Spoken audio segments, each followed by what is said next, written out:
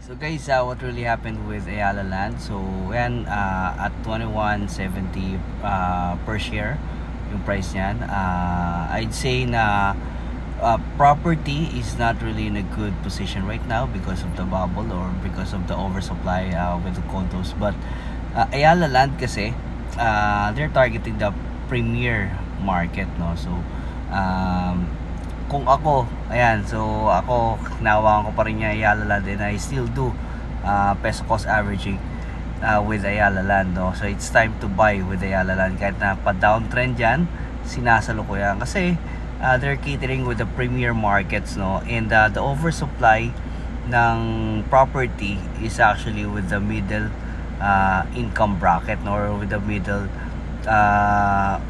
with the middle, no, not with the upper or the premier market, just like the Ayala Land. So ayan, when all these are over, and so Ayala Land will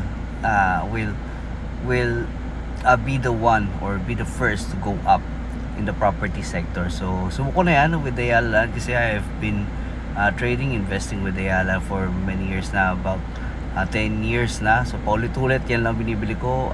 Bili ako sa baba, sell ako sa taas, and every time it goes down, yun, nag-add lang tayo.